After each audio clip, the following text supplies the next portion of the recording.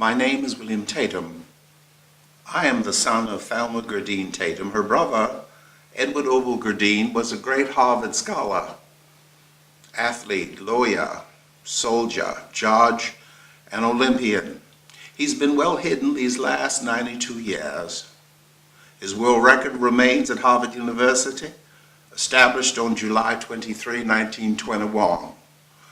Many, many years have been spent to bring into existence the Gourdin poster.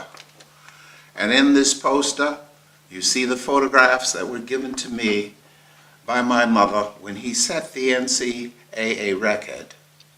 This is an image from Harvard University in 1920 at the track team in 1921. This is when he established the world record, the oldest track and field record at Harvard University. He made the trip to New York City to qualify for the Olympic Games of 1924. He hadn't trained for 2 years. And then imagine, in Paris, he leaped 23 feet 8 inches for second place. The gold medal was won by Charles DeHart Hubbard, the first African American to win a gold medal. He leaped 24 feet 6 inches, with which Ned had done 4 years earlier to become the NCAA champion. The next day, all Paris turned out for him. They knew what the word Gourdin meant. They escaped persecution, the Gourdin families, going to Barbados and South Carolina. And that is why my great-grandfather was born William S. Gourdin in Charleston, South Carolina. His son Walter, the father of Edward, married Felicia Mary Garvin in the St. Philip's Episcopal Church, which is on the E.O. Gourdin website. And you see me presenting the world record photograph to Reverend Hugh Chapman. This was a great man, well hidden. In time, the word may come forth. Was he the greatest Harvard scholar, athlete, lawyer, soldier, judge, Olympian in the history of Harvard University or for his generation? There'll be much conflict. Let me now show you the photograph that Amelia Gourdin gave me with the words, William, you're the only one in the family that can find a way to pay homage to my Ned. This is his world record photograph that he established 92 years ago. Imagine the family arriving under the Treaty of Paris in 1763 into Florida on a Spanish foundation stone. On the internet is an image of my great-great-great-grandfather, George J.F. Clark.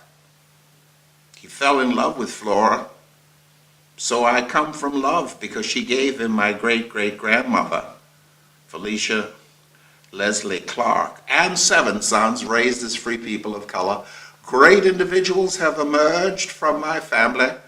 In a book containing 3,000 names of those members of my family, in time will be made into a documentary, and I see it with a title From Slavery to Achievement, 1722 to 2016.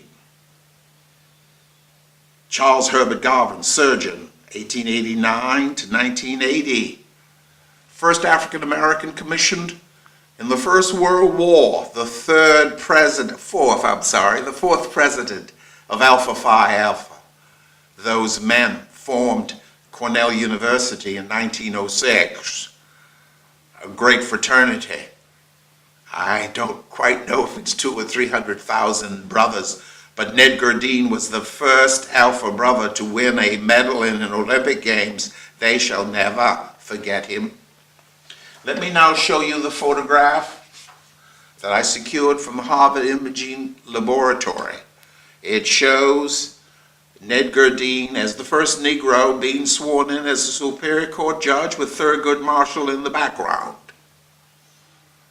I shall repeat the words that Thurgood Marshall said that day in 1958, 7 years before the Voting Rights Act. Boston Herald says the first Negro elected to the Superior Court. Negro evolved to black, and we owe a debt to Stokely Carmichael. of Trinidad, passed at the age of 56 from cancer. A debt is owed to Stokely Carmichael. He used the word black. I believe President Clinton and others began, Jesse Jackson, to wear afros as I did in the early 1970s. So Negro is no longer utilized, which really means slave. This is a photograph from the Harvard University laboratory showing Amelia Gourdin and her husband Ned signing the book when he was appointed to the Superior Court in 1958. This is when Ned became the NCAA champion. Few understand that he beat Harold Abrams that day when he set the world's record by 7 yards, but no Negro was allowed to run the 100 in the 1924 Olympic Games. Ned Gourdin would have destroyed him. This is the portrait when Ned graduated from Harvard College in 1921. I utilized this to bring into existence the Edward Gourdin poster, the bust that will be unveiled this year at several universities. They shall never forget him. He's a son of Africa, but he's also a son not just of the social construct, which has been in use in the United States of America for a long time. We are Irish, English, Scottish, French, and American Indian. Our foundation stone is the stone which is within the bodies of every human being on the face of the earth, and that's the African Adam and the African Eve. Soon they will understand that one should pay homage not just to the African DNA, but to all the DNA that rests in the human body. So I owe a debt to all of them, but first I'm paying the debt to the African American constituency. I want to finish with the words which are appropriate for this time, and that is that I owe a debt to this country, and so I want to say God bless the United States of America, my home, sweet home.